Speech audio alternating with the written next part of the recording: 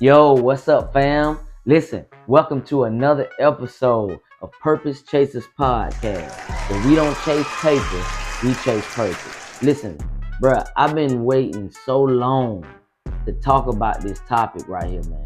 So I'm super excited. I'm gonna say some stuff that's gonna probably be a little controversial, but you know what? I don't really care because this is my podcast. Y'all already know I'm gonna say what I want to say. So listen, sit back, sit tight, and enjoy.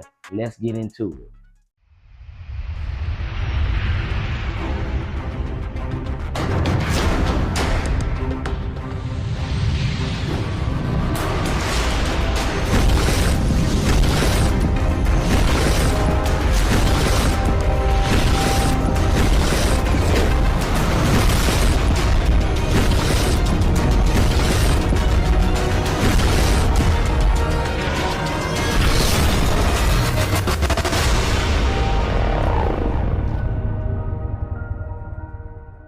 Listen, man, I've been waiting so long to talk about this topic.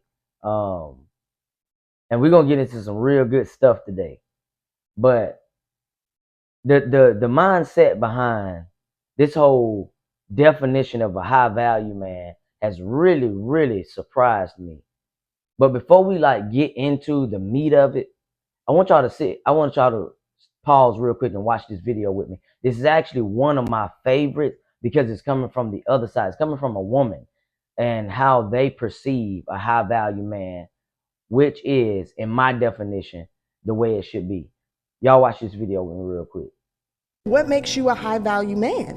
What makes you? And he was listing cars and education and all of that. And I said, what about character? We really been able to dig into that whole conversation about what it means to be a high value individual, period. It cannot equate to how many dollars in your bank account, what kind of car you drive, who you know, how many followers you have on social media.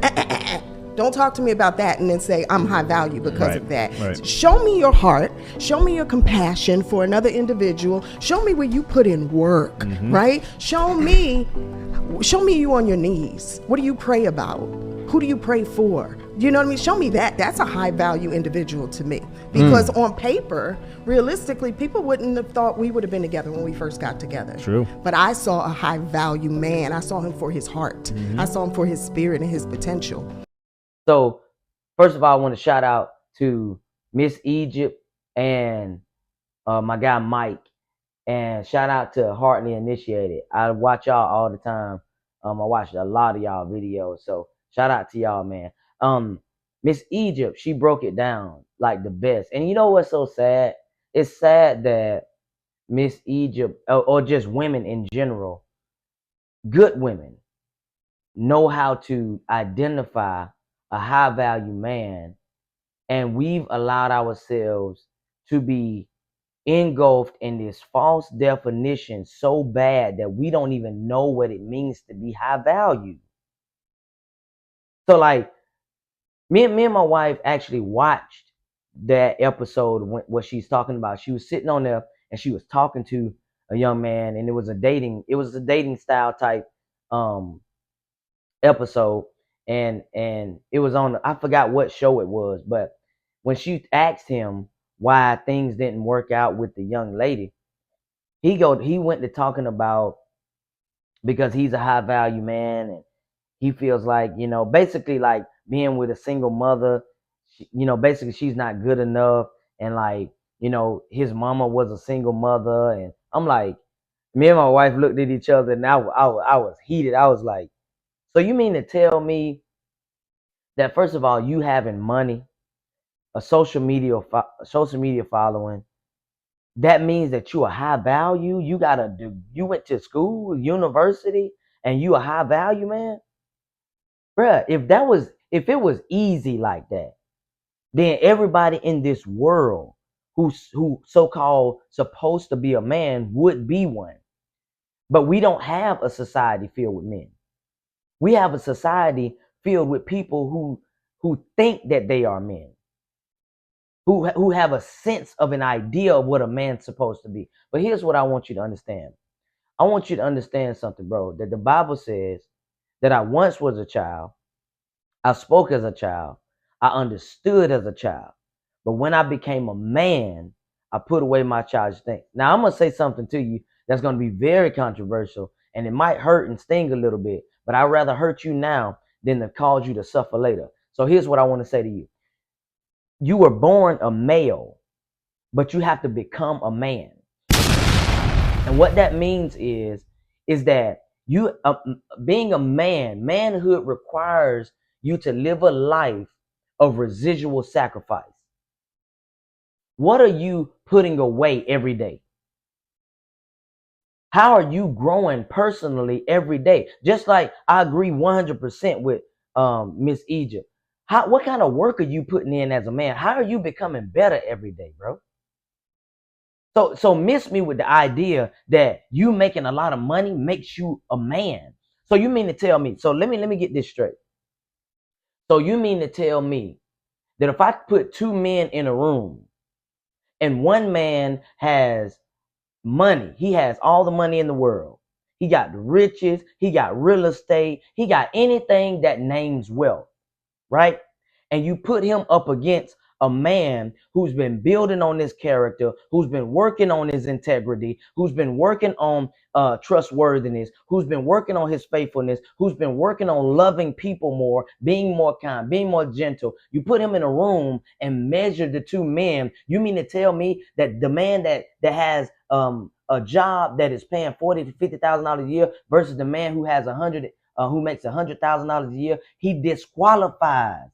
He's disqualified as a man because he don't make as much money, yet he has all the qualities of a real man. Bruh, if that is the definition of a high value man, you are lost. You are lost. Bruh, it's too easy to make $100K a year or $200K or $1 million, bruh. That's too easy. Bruh, to be a real man, here's what the Bible says. The Bible says a double-minded man is unstable in all his ways. So what is a man that is actually stable, who is decisive? That's a real man. Because honestly, real men are stable. Just because you got finances can't buy your way out of depression, bro. Bro, you can't buy your way out of stress. Because guess what? The same men that say they are looking for a good woman will find that the mindset that they have, that they're not good enough, or they are looking for a woman that is not a single mother and who is coming and bringing money to the plate and all of this, that, and the third. So you mean to tell me that you're gonna find a good woman that's not going to have the same mindset as you? A woman that's actually going to take advantage of you, bro. That's all you setting yourself up for. You setting yourself up to be with a woman that's going to take advantage of you. Because that's all she going to want from you is the money. But a good woman, see, here's the thing. A good woman is going to look for trustworthiness in a man. A good woman is going to look for integrity in a man. Because money and finances or your social media following doesn't make you trustworthy. Just because you got a bunch of people on social media, it doesn't mean that you're trustworthy. How are you living behind the scenes? That's what makes you a real man. Are you integral in your everyday living, in your approaches in life? Are you making sacrificial decisions to provide for not only yourself, but contribute to the community? And here's the thing that one thing that I do understand about being a real man. See, real men don't do stuff for attention. That's what I love about Jesus being our example. Because although he was sacrificing himself to die for the sins of the world, he wanted the sins of the world. He wanted people to become saved. So therefore he died for the sins of the world, but he knew everybody wasn't going to be saved. But yet he still sacrificed himself with an expectation that everybody not gonna accept him, or with the mindset that he's not gonna get everything that he wants. And that's what real men do. Real men show up and be men without somebody, one, telling them that they have to be a real man, and two, expecting to get something in return. That's what real men are about. And that's what helps you to become more trustworthy. So the idea that you have to be a man that makes 100K, 200K, this financial status has to be up to par. And that's the standard for a real man. Bro, I already been there. I already done that. If that was the case, then while I was going through that season of my life, being the man that I was, then my marriage would have thrived. But actually, my marriage failed. And y'all know in the last episode that we talked about that I made 80 to 100K a year. And that wasn't enough. You know why? Because I wasn't being the man in my character. Bruh, I wasn't as steadfast in my prayer life like I am right now. Being a man that chases after the bag, bruh, that don't make you a real man. Because it don't build nothing within your person. It doesn't teach you the true value, true qualities.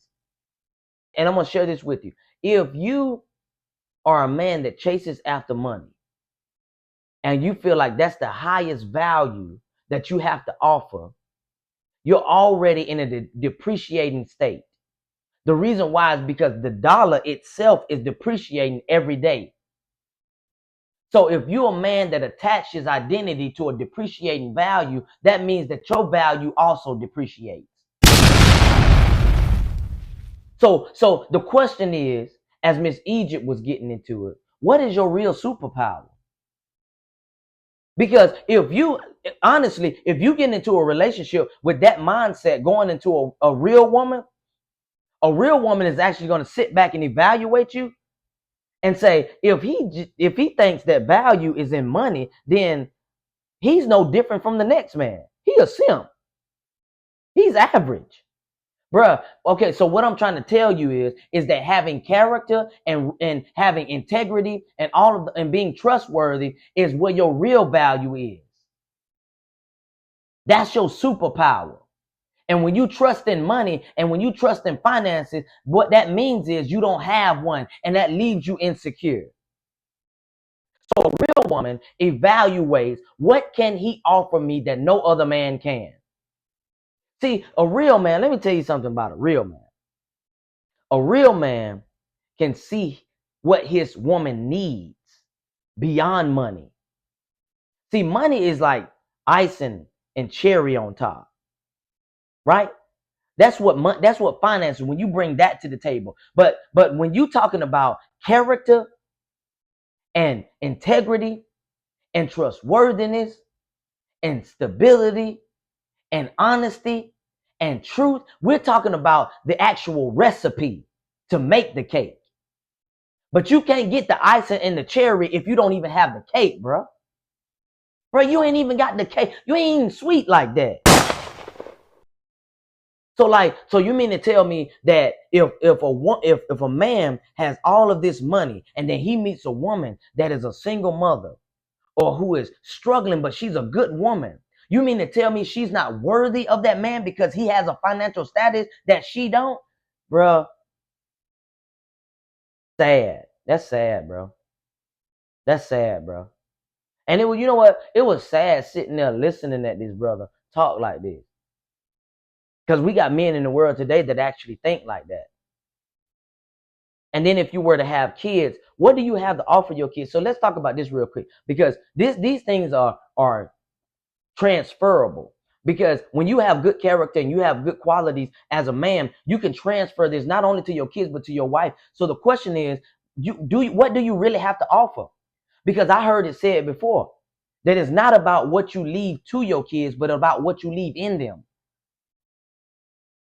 So you can leave these qualities like character and integrity and honesty inside of your kids when you leave this earth, which prepares them for good relationships, which creates them as a resource in the world, a more strong and substantial resource, actually.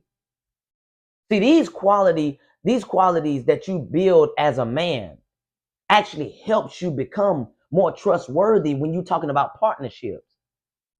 See, if you don't have these different qualities in your manhood, then you can't be trusted. Sometimes you can't be trusted because you become all over the place and you lack accountability.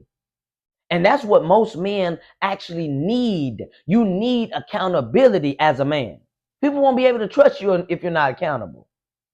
Because the first stage into accountability is being honest with yourself. The second phase is that I can hold you accountable because you're holding yourself accountable. Excuse me. So that's the first stage into accountability, is being honest with yourself. And that's a quality that you need as a man. So to limit yourself to say that the only way I can be a good man is by having a financial status, a good financial status, is actually a waste of a thought and a waste of an idea, because that is on the bottom of the totem pole of manhood. Now, let me just go as far as to say this. I am not saying that you don't supposed to have your finances in order. And I'm not saying that making 100K and 200K and taking care of your family and your responsibility is not enough. That's not what I'm saying. But to say and conclude that that is it, that is the finalization of my manhood, is to say that is a false concept, and it will limit you in your ability as a man, because the requirements of manhood is to live a residual life of sacrifice. Because if you were to get a family, you would have to be the sacrificial lamb for your household. And if you have not done that in your personal life to develop yourself personally, then you will not be able to sacrifice yourself for your family if you have yet to sacrifice things in your personal life first. You won't even know. You won't even begin to understand what sacrifice feels like. True men sacrifice. True men sacrifice. And to live your life every day chasing after a bag, that means that if you chase after the bag, if you have your priorities, your high priority on your list as finances, that means that you're gonna give your time more to your job than your family. And I heard E.T. and I heard Jeremy Anderson say this, and I really like this because this really got my attention when they first said it. That means that you're going to give your job or your business the best of you, and you're going to give your family and everybody else the rest of you. That's the waste. That is a pure waste of life. So my question to you is, how are you leading in your own life? Because the foundation of true manhood is leadership. And if you're not leading yourself, how can you lead somebody else? So how is your spiritual health right now? Is your spiritual health on E? Like Egypt said. Like, who are you praying for? Not just donating your dollars, but are you donating in prayer? How is your mental health? How are you growing mentally? What kind of books are you reading? Are you emotionally intelligent enough to deal with a woman or to have kids? Those are the real questions that you need to ask yourself, because these are the questions that are going to lead to you becoming a high value man.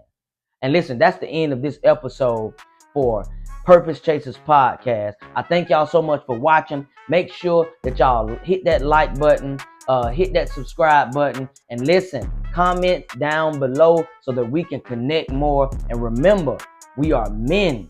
We have a voice and we have a purpose. We are MVP, and this is Purpose Chaser Podcast, where we don't chase paper, we chase purpose. Salute.